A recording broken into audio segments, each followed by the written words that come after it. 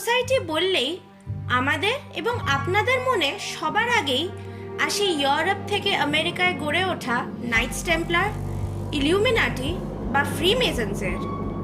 অথচ এটা জেনে আপনারা বিস্মিত হবেন যে সিক্রেট সোসাইটি খুঁজতে অত দূর যাওয়ার কোনো দরকার নেই। ভারতবর্ষের বুকেই প্রায় 2000 বছর আগে অমীমাংসিত রহস্যে ঘেরা জ্ঞানের চর্চা করেছে এক সিক্রেট সোসাইটি। শুনতে অবাক লাগলেও এটাও শোনা যায় যে এই সোসাইটি নাকি আজও গোপনে তার কাজ করে চলেছে। খ্রিস্টপূর্ব 308 সালে বিন্দুসার এবং ধর্মার সন্তান ও চন্দ্রগুপ্ত মৌর্যের প্রপৌত্র সম্রাট অশোকের জন্ম হয়। ভারতীয় উপমহাদেশের বীরত্বের প্রতীক হলেও তিনি নানা রহস্যেও জড়িয়েছিলেন। খ্রিস্টপূর্ব 273 থেকে খ্রিস্টপূর্ব 232 সাল অবধি তিনি তৃতীয় মৌর্য সম্রাট হিসেবে রাজত্ব করেন, যার মধ্যে খ্রিস্টপূর্ব 261 থেকে খ্রিস্টপূর্ব 263 সালে তিনি কলিঙ্গ দখলে উদ্যোগী হন। কলিঙ্গের দয়া নদীর ধারে এক রক্তাক্ত যুদ্ধে সম্রাট অশোকের সেনা কলিঙ্গের প্রায় 1 লাখ সেনা এবং 1.5 লাখ গ্রামবাসীদের হত্যা করে।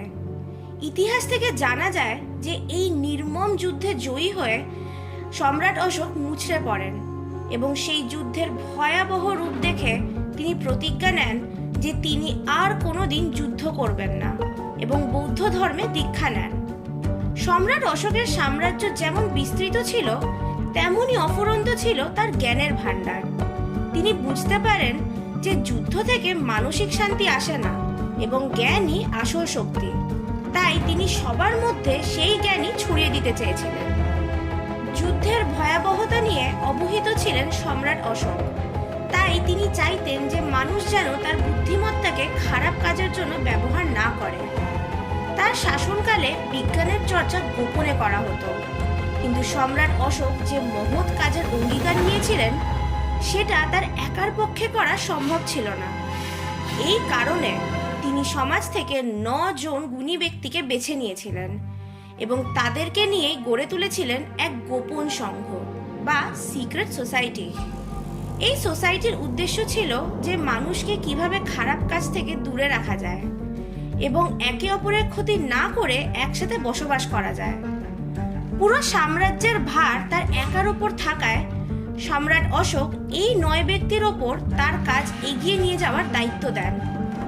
নিরাপত্তার জন্য এই 9 ব্যক্তির পরিচয়ও গোপন করে দেন তিনি এবং এখান থেকেই উৎপত্তি হয় সম্রাট অশোকের নবরত্ন সংঘ অর দ্য 9 আননোন মেন। প্রকৃতি থেকে বিজ্ঞান যে শাখায় যতটা জ্ঞান পাওয়া যেত সব নেওয়া শুরু করলেন এই 9 ব্যক্তি। তাদের ওপরে এই দায়িত্বও ছিল যে যে বিষয়ে পারদর্শী তাকে সেই বিষয়ের ওপর বই লিখতে হবে। যদি সেই ব্যক্তি কোনো কারণে বই লেখা শেষ না করতে পারেন তাহলে সেই বই শেষ করার দায়িত্ব তার উত্তরসূরির।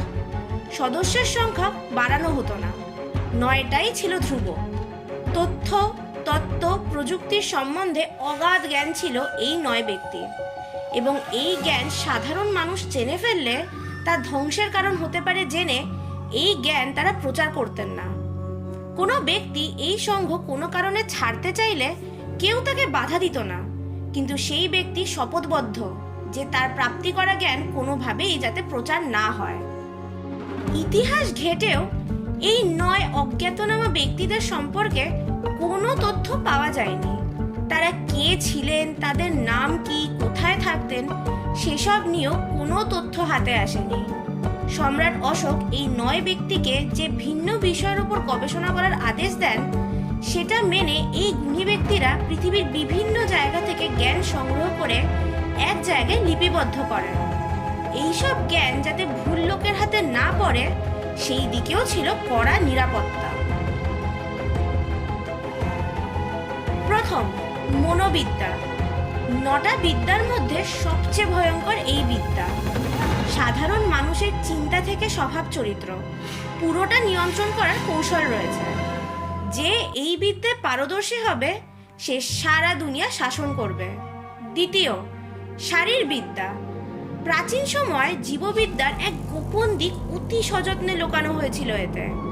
যদিও পরবর্তীকালে কিছু জ্ঞান লোকসমাজে বেরিয়ে যায়, যার মধ্যে অন্যতম হলো দ্য টাচ অফ ডেথ, যেটা মার্শাল আর্টসের এমন একটা মারা স্টাইল যেটাতে নিউরনের ওপর সরাসরি আঘাত করা হয়, যে কারণে প্রতিপক্ষ ধীর গতিতে মৃত্যুর মুখে যায় এবং মৃত্যুর পর কোনো চিহ্নও পাওয়া যায় না। অনেকে সন্দেহ করে যে ব্রুস লিকে এই পদ্ধতিতেই হত্যা করা হয়। তৃতীয়, অণুজীববিদ্যা। আমরা এই কিছু বছর আগে বায়োটেকনোলজির সম্বন্ধে জেনেছি, কিন্তু প্রাচীন সময়ের এই 9 গুণী ব্যক্তি এই বিদ্যা শুধু শিখেই ফেলেছিলেন না, উপরন্তু এই বিদ্যাকে অত্যাধুনিক পর্যায়ে নিয়ে যেতে পেরেছিলেন।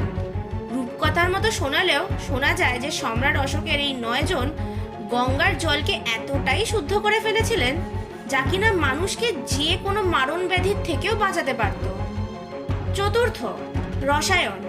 ধারণা করা হয় যে এই নবরত্ন নাকি পরশমণির সন্ধান পেয়েছিলেন, যা কোনো ধাতব পদার্থকে সোনায় রূপান্তরিত করতে পারে। ইতিহাসবিদরা বলেন যে প্রাচীন ভারতে কোনো সোনার খনি ছিল না, তাহলে এত সোনা ওই প্রাচীন সভ্যতায় এলো কোথা থেকে? পঞ্চম, যোগাযোগ বিদ্যা। এই বিদ্যার দ্বারা বিশ্বের বহু দূর জগতের সাথে যোগাযোগ রক্ষা করা যেত। ষষ্ঠ, মহাকর্ষ। এই বিদ্যায় ভিমানা নামের এক উড়োজাহাজের কথা উল্লেখ করা ছিল, যাকে ইতিহাসবিদরা প্রাচীন ভারতের ইউএফও বলে। কিংবদন্তি আছে যে অশোকের এই 9 গুণীজনদের মধ্যে একজন ভিন গ্রহের সাথে যোগাযোগ রাখতেন।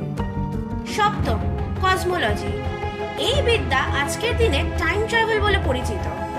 এই মহাবিশ্ব সৃষ্টি নিয়ে এবং কে এই বিশ্ব পরিচালনা করে সেটা লিপিবদ্ধ করা রয়েছে। অষ্টম, আলোকবিদ্যা।